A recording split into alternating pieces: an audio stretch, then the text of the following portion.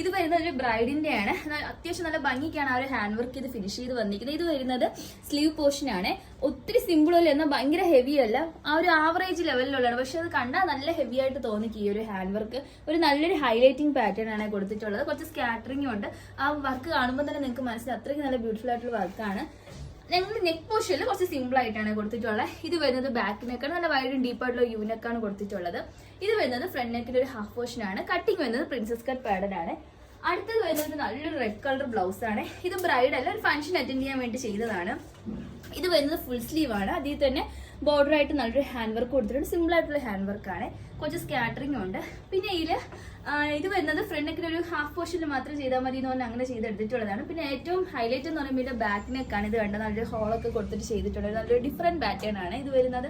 ഇതിന്റെ കട്ടിങ്ങും princess cut padded ആണ്.